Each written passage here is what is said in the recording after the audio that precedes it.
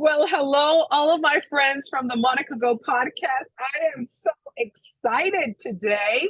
And I love to bring in special people for special things that will hit your heart in a very specific moment.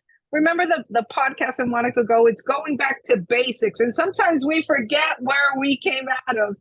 And I just want to bring in this precious woman that I met not long ago, Kale. And Kayla is going to hit us today with a powerful testimony. And I think that not only that, she's going to bring some nuggets in that will bring in a lot of thoughts and living our life intentionally with real dreams. Kale, thank you for coming in, sweetheart. It's such a Thank you for pleasure for me to asking me. have you. Oh, well, I'm why excited. don't you tell us a little? Well, she lives here in Florida. Are you from Florida? No, I was born and raised in Michigan. I've been in Florida for 11 years, 10 years on the West Coast outside of Cape Coral, and then 1 year here in Central Florida. You know that I lived in Cape Coral myself. One of my kids were, No, yeah, one of my kids was born in Naples. I love that area, the Gulf area, and I have tons of friends in that area. So where are you now? I am just south of Orlando now. We bought some property out here on a lake, and we're empty nesting in God's country. Oh, in Old God's country. Florida. So Lots, I heard lots of trees and water and plants, all the things you don't get in the city here. exactly. How many kids? 3 kids. My oldest is 30. And then I have a 23-year-old is my youngest, and 25 is my middle. Oldest is a daughter, youngest are 2 boys. Beautiful. But you're an empty nester, and I heard that you have 3 kids, but now you have three of everything else. Would you tell us what you have of everything else? I have 3 dogs, 3 cats, and 3 chickens. That's an empty nester life. 3 cats, Yes, three it is. chickens, 3 dogs. Beautiful. I love it. The And three of lots of three. land for them to run around on, not inside my house. Oh, Miss Gail, I love it. Tell me and tell everybody about what happened with you that you didn't dream. You weren't taught to dream. Why was that? So I noticed something really interesting here in the last year. I think it hit me in September. I am with a network marketing company, and I earned a trip to travel internationally. And I had earned a trip multiple times to go to Turkey and wasn't able to go medically, which we'll get to that. We'll get to that. But I hadn't been able to travel.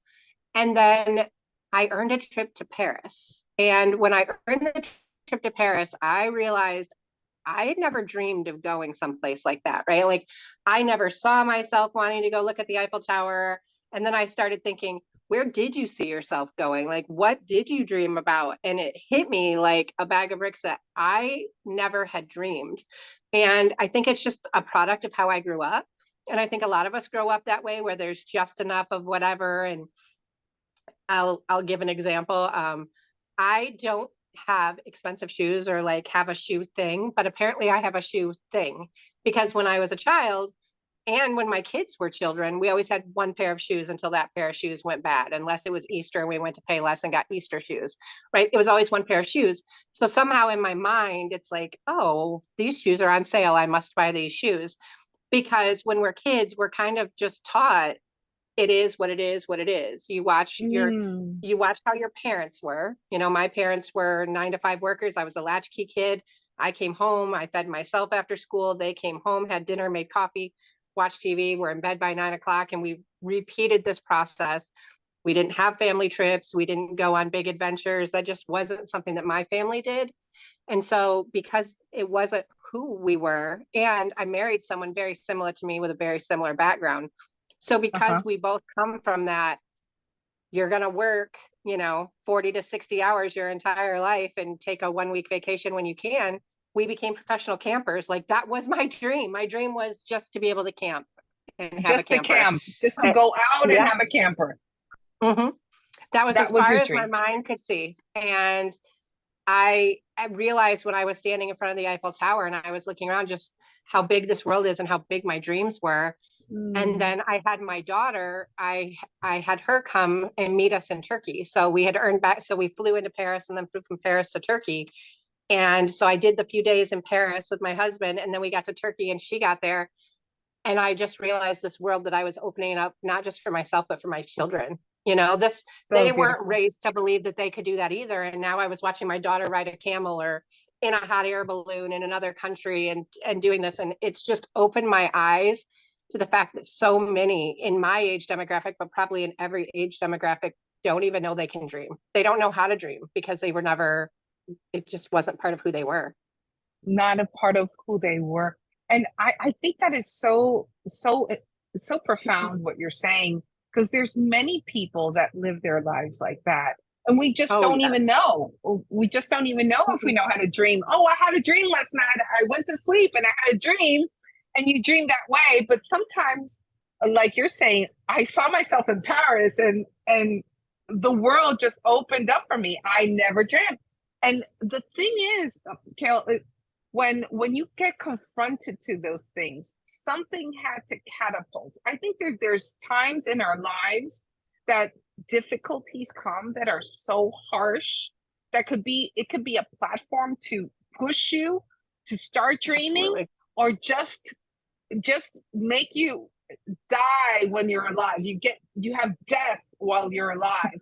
And I think that today, with your testimony, just being in front of the Eiffel Tower and to start dreaming, what what stopped you? What catapulted you? What was that platform that gave you that hit to make it a change in your life? Okay, so I'm going to give you a little nugget. And so back in 2016, I was diagnosed with cancer. And the irony of my name, so my last name is Hitt, and people were saying to me, you know, fight like a girl. That's, you know, the thing. That's what we say to everyone, right? Like, fight like a girl. And I realized, well, my last name is Hitt. So I adopted the hashtag Hit Like a Girl. I have the website. Like, that's kind of become who I was, is Hit Like a Girl, and the mission to be able to empower women to stand up and fight back for themselves in whatever that Exactly. means. I mean, it's not cancer for everyone. And, you know, we all hit rock bottom for different reasons and we've been in different places, but we all kind of have to find that place to go from. And I think my catapult place, I had back to back medical trauma happen to me from 2016 all the way through 2019. And I, I thought, I mean, when you say you can be dead while you're alive, you know, or dying while you're alive, I mean, that was me. I had already wrote my death certificate. I may as well have written my obituary. I probably did at some point. I had the thoughts of, you know, what are they going to play at my funeral? What will the photos be? I'll never see my kids. And I was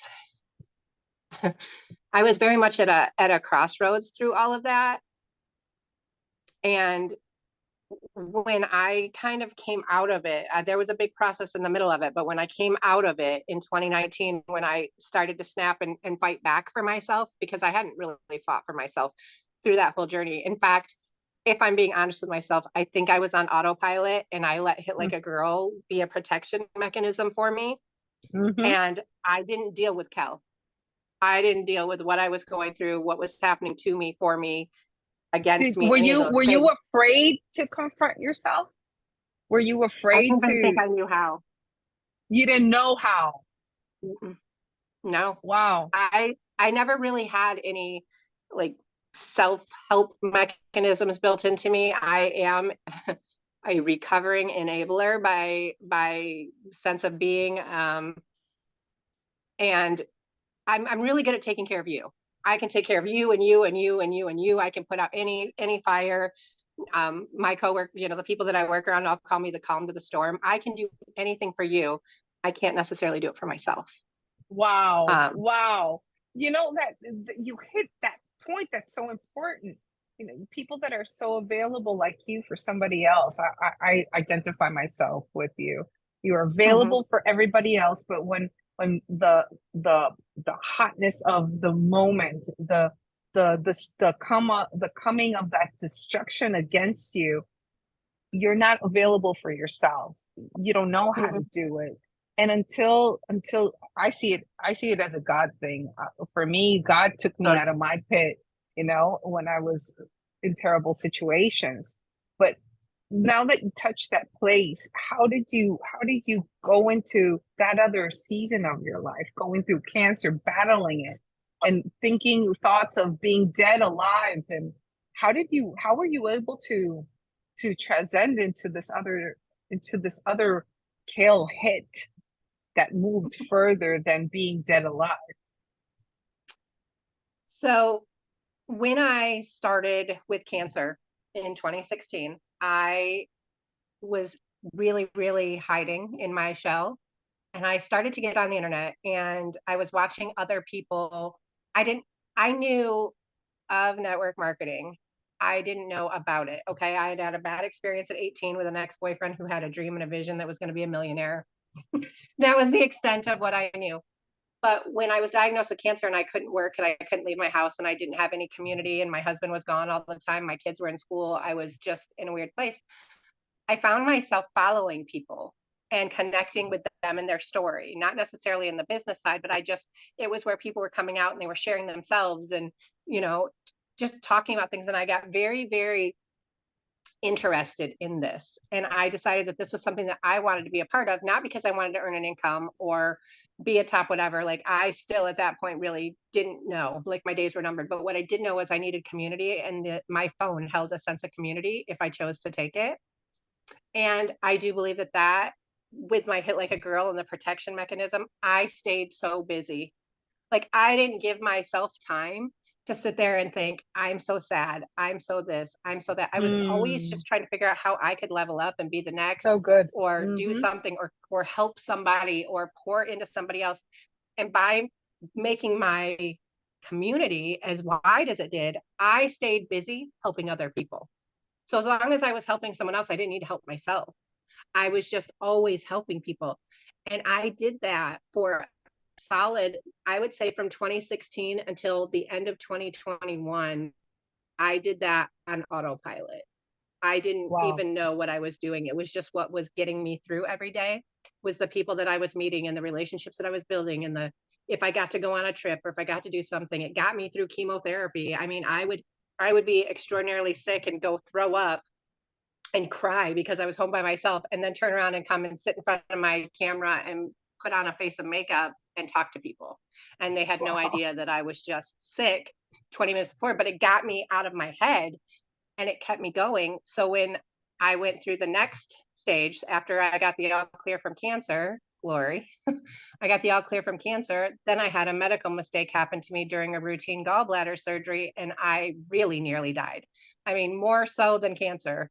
When people say like cancer was rock bottom for me, I understand because I've walked it, but the gallbladder surgery was truly the worst thing I had ever walked through, and Wow. um, it So it halted was it me. was an It error literally done. just stopped me. It was an error done on your body.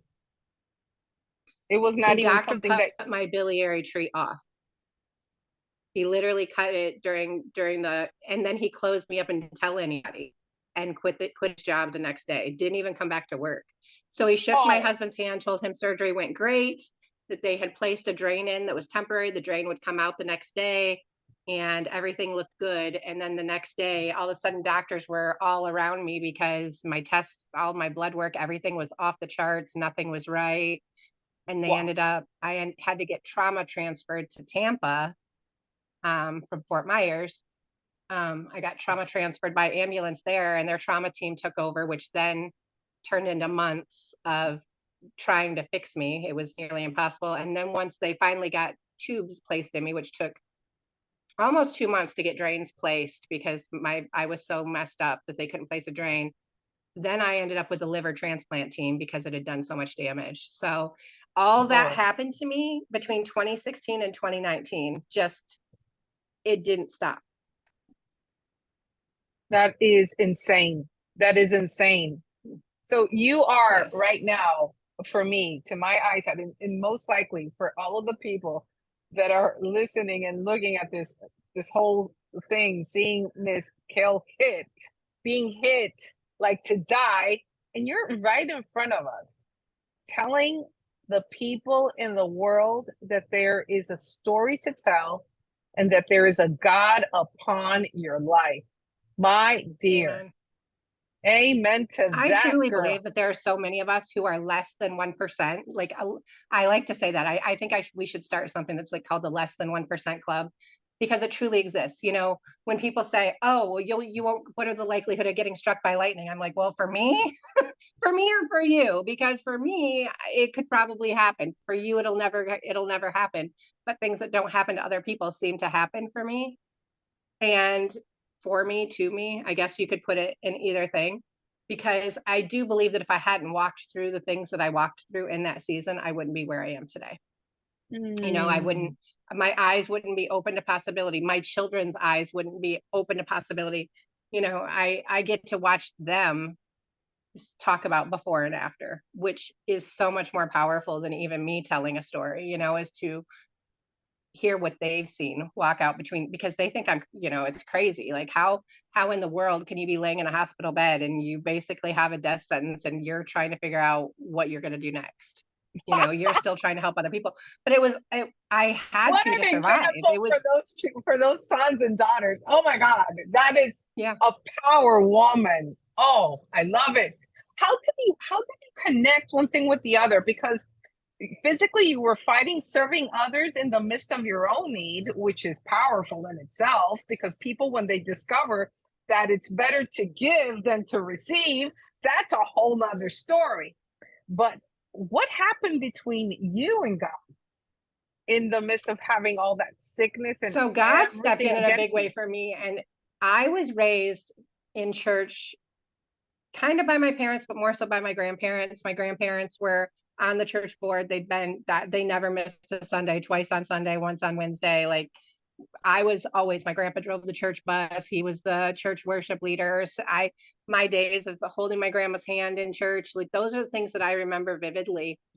And as I got older, church wasn't as cool, you know, it wasn't where the cool kids were. And so I didn't go to church as much. And I married someone who had been saved and he had been in church, but he was not a church goer because he didn't feel like he fit in church communities, which is very, very normal. I think it's more normal to feel like you don't fit in than you do fit in now. And if you do feel like you fit in, you might be in the wrong church. So anyways, That's another he, story.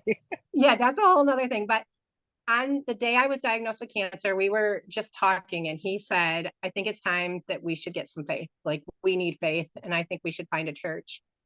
And we had been married at that time, like 18 years, and that had never been a conversation. So immediately it was like, I knew I needed to find us a church now, right? Because he might change his mind in a week. So we've got to find a church again, right? Here's me snapping into modes. So now instead of thinking about cancer, I'm thinking about where can I get a church so we can get in a church, stay in a church, like a church. And after I went through the cancer journey before the gallbladder, I had this thought over and over and over again that if I had to go through that to get to where we got through with our faith journey, I would have done it a million times over. And what it was, you know, we started going to church. My husband got baptized. My Mhm. son said yes to Jesus. He got baptized. My niece said yes to Jesus. She got baptized. And it was just like this whole family thing that happened within a 18-month period of, you know, if that was what God had to do to get my family in church, to get us into a place, I don't know that I would have known to sign up and say, check the box, yes, I'm in. But in hindsight, I would have done it over and over again. And so that's how it really, really came into our life and started us on this journey of, you know, To speaking see about our him faith even alive, publicly and praying over alive people. And and powerful, right? To see him alive and powerful over your life must have been such a great impact, because it was, your kids saw that impact in you, and there's no better testimony that others to see what's going on with a dead person already being alive and well in front of their own eyes. Kale Hitt, I love it. I just love So you. what's going on? What's going on with your life after that? You battled cancer, you battled all the other things that they did to you for some reason, but definitely everything is for a reason. Now you are a warrior, not only a warrior, you are a thriver, and you're shining like the stars and doing great stuff for others. Tell us about that part of your journey now that you're all wealthy and beautiful and healthy and all that beautiful, sexy stuff. Oh, I love it. Tell us. I'm going to call you every day so we can do this every day.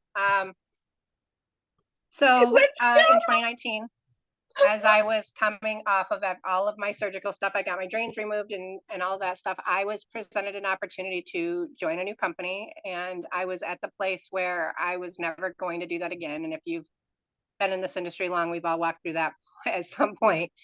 And I truly thought, I don't have it in me. I don't know what I'm going to do. But I decided, you know what? You need something, right? Like I needed something. And so I signed up for this company. I'm with a company called Pharmacy, and I've been there since May of 2019. So I'm coming up on 4 years. And when I joined, there was this feeling, and maybe it was a God feeling. It probably not a maybe, it was a God feeling, but I knew that this opportunity was presenting itself not in a way. I never came into this industry wanting money. It was never a goal of mine. And I had seen a lot of people do it, but it wasn't, again, I'm not a dreamer, right? So for me, I just wanted to make friends, a community, being able to sit and talk to you, or, talk to other people, or stand on a stage and share my story and maybe inspire one person to believe or dream. That is the stuff that motivates me. And so I joined this company, and all of a sudden the team kept getting bigger and bigger and bigger. And I realized one day, oh my gosh, I don't know what's happening. And I started watching myself like rise on the charts and rise on the charts. And then I'm hitting these goals. And I thought, oh my gosh, maybe you're actually good at this. Like you didn't know you were good at it. You didn't come into it for this, but maybe you're good at this.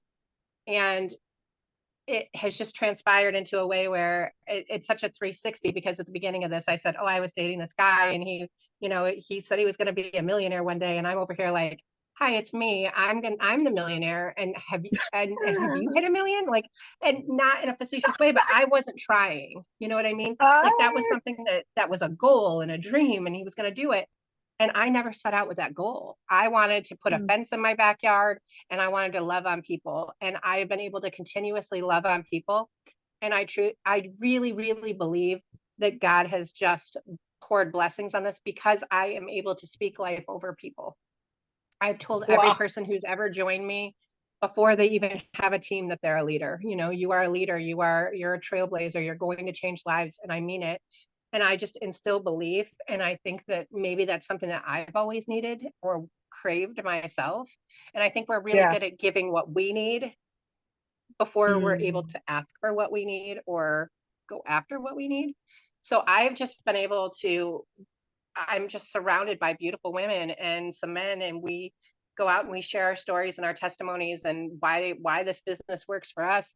But I've been able to change my own family's life in the process. I've been able to take my kids on international trips. I've been able to pay for weddings. My youngest son got engaged last week, and when I get off of here, we're going to I be touring saw some wedding that. venues. Mm-hmm. You're It's nice. this, When you all the things I presented thought I was going to him. miss, I'm watching Mm. just arrive so beautifully in my life, but arrive not only beautifully, but in a time where I'm able to help. I come from a place where if my dog gets sick, I have to call my mom, and ask her for money for a vet bill because I don't have it. That's Uh, I'm sure like in some alternative universe, my mom is still waiting for me to call her and ask her for money because my dog is sick. That's just always how it's been.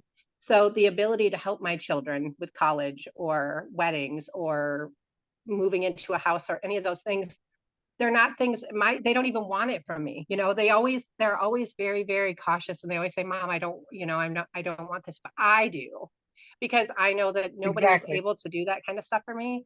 And if God can bless me with this, there's nobody else I'd rather pour it into than my children. What a satisfaction, Kill.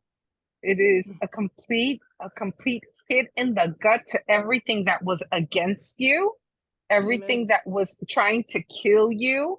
And now we have this super powerful woman giving a hit in life, bringing others with her to join what she's doing, what has been bringing her life, profit, serving others, giving her authenticity, unapologetically, and hitting everything in the back just to see God shine over you. It is amazing. Sincerely, with all my heart, it is amazing to see you shine as you are, because just to see you on that platform the other day when we were at the conference, by the way, we both serve in pharmacy. I love the products. I love it. Mm-hmm. I used them last year while I was in London. Somebody gave me some. Oh, Why don't you try them on? And I go, okay. And I shared some other stuff with other women, and they go, oh, wow, this is just beautiful. And that's what I use, pharmacy. And I love I it. am telling you, this woman right here is a leader. She is a leader with all of her guts. And I love it. I just saw her in that platform, saw her talking with her husband, seeing her shine so uniquely that I said, oh my God. And especially Kenya, she goes, oh, Pastor, she is beautiful. Did you feel her heart? And they go, yeah, let's see if we could talk to her. And she just came up to Kale. And today's a hit to my heart to have you, sweetheart, to shine so beautifully as you do. Why don't you give us and give everybody that uniqueness, that closing statement for today, because I know that they're going to be following you. I know that she's going to give me all of her handles, where you could find her, where you could I follow her, will. everything.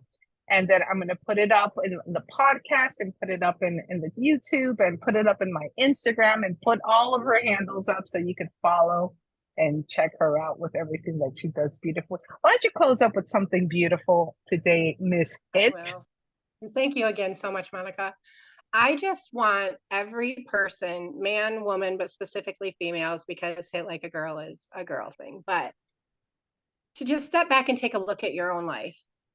Hmm. Step back and kind of do yourself a little bit of an audit and say, am I living my life for me? Am I living it in a way that is comfortable for me, that makes me happy, that gives me joy and peace? Hmm. And if the answer isn't no in every box, figure out how you can go about doing that. And in the meantime, open yourself up to think bigger, because it's okay to have a dream. It's okay to want things or to want. Listen, God wanted us to dream. It's all over the Bible. My favorite book I just gifted to all of my team. We just had a team retreat the same weekend that I met you. And I, of course, probably don't have it right here by me, but it's by Mark Batterson. It's called Chase the Lion. And he speaks all through it about chasing God-sized dreams. You know, God doesn't want us to dream that we're going to be able to go to the mall and buy a new pair of shoes. He wants us to dream that we're going to go and create a new pair of shoes, that we are going to become independently wealthy because we created the next best shoes, or, you know, just to dream so ridiculously big that we challenge him to come through and show us, you know, because if we dream small, we it's easy to say God wasn't in it, right? Oh, I just did that. Oh, it just happened. But when Exactly. you set a dream for something so big for yourself, that the only way that you can possibly achieve this is if God steps in and moves that mountain, it's unequivocally just there. So I just challenge people to sit down and look at yourself through that lens and think, if I could be anything, what could I be? What would I be? What would I do? And how would I serve? And then figure out how that works into what you're doing today and how you can work Hmm. towards it. And I know for me, my husband and I were working into a new venture, and it's called Have a Best Day, and it's going to be events related. Um, because for me, my mission, if I could do anything anywhere, it is to serve people and create best days. I want people to be able to say that when they came by me, they had a best day, or that we were able to do that. And of course, you can probably tell, like, I'm a people pleaser, server by nature. So if I can incorporate that into my life and changing other people's lives, I challenge you guys to do the same. Figure out what that niche is for you, what drives you, what motivates you, and what you can ask God for that is so big that you're just going to know He stepped in and moved that mountain. Ask for it, write it down. Don't expect it in a week or a month. It might happen in 5 years. But when it happens and you just sit back and you can just say, but God. And I've been It saying was that for the last 2 weeks over and over and over again. But God. Thank you, it's Monica. God. It's God. I love it. I love it. Let me just say, my dear, that is one of the best closings I've ever heard. And I just want to thank God and thank you to give a go to your life. That is my slogan. Give it a go because God already gave a go for you. So whatever your niche is, your dream is, and if you haven't had a dream in your life, this is the time, the season to confront yourself, to come in the front of the living God that dreamt you, made you, glorified himself over you. It's time to dream and dream big. You need to post that book for me. Send it to my WhatsApp so I I will. can I'll send it to you. I want to read it. And my friend, Miss Kale Hitt, has tons and more things. And if you want to follow her, you're going to see it on right here. I'm going to put it all down for you. And again, remember, wherever you are around the world, you have to give it a go because God already gave a go for you. Until next time, my people. Hey, kisses to you, Miss Hitt. It's us with Good love. to see you. Good to see you too.